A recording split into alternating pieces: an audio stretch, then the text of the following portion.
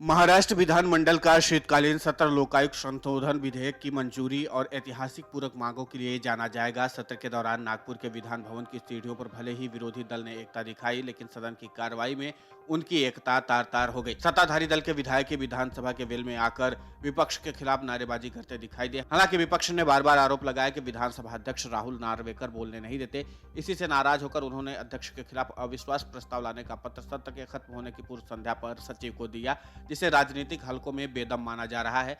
नागपुर में शीतकालीन सत्र होने की पूर्व संध्या पर हुई मंत्रिमंडल की बैठक में लोकायुक्त संशोधन विधेयक को हरी झंडी दी। उसके अनुसार मुख्यमंत्री और उनका पूरा मंत्रिमंडल लोकायुक्त की जांच के दायरे में आएगा, लेकिन सदन में जब विधेयक रखा गया तो बहुत सारी खामियां सामने आई। विपक्ष की अनुपस्थिति में बिना चर्चा के ही लोकायुक्त संशोधन विधेयक 2022 मंजूर कर लिया गया।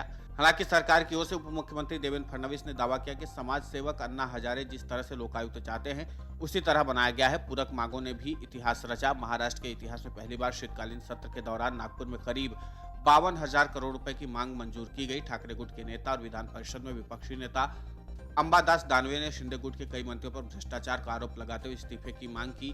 मुख्यमंत्री एकनाथ शिंदे पर नागपुर में भूमि घोटाले का आरोप लगाया, जबकि मुख्यमंत्री के करीबी कृषि मंत्री अब्दुल सत्तार पर चारागाह जमीन घोटाले का आरोप लगाया। शिंदे सरकार के कैबिनेट मंत्री उदय सामंत, संजय राठौड़ और शंभूराज देसाई पर भी भ्रष्टाचार के आरोप लगाए गए। दानवे ने कई और मंत्रियों के घोटाले और भ्रष्टाचार उजागर करने का दावा किया, लेकिन तब तक सत्र ही खत्म हो गया। इसके अलावा राज्यपाल भगत सिंह कोश्यारी भी विपक्ष का निशाना बने। उन पर महापुरुषों के अपमान करने का आरोप लगाया गया। सत्ता और विपक्ष के आरोप प्रत्यारोप के लिए भी शीतकालीन सत्र 2022 जाना जाएगा।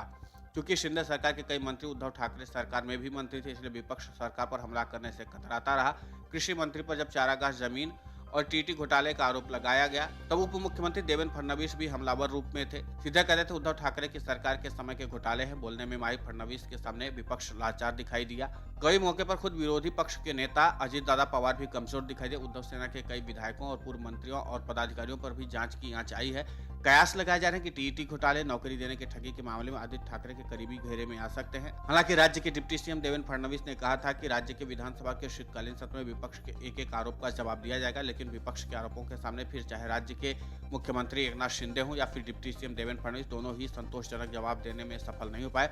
अब माना जा रहा है कि इस कमजोरी का फायदा विपक्ष आगामी चुनाव में उठाने का प्रयास जरूर करेगा और यही कारण है कि महाराष्ट्र के विपक्षी नेताओं ने अपना हमला और तेज कर दिया है। लेकिन चाहे सरकार का पक्ष हो या विपक्ष, दोनों एक दूसरे पर कीचड़ उछालते हुए नजर आए, लेकिन समाधान की दिशा में उस तरह के प्रयास नहीं किए गए जिसकी उम्मीद सत्र से पहले की जा रही थी।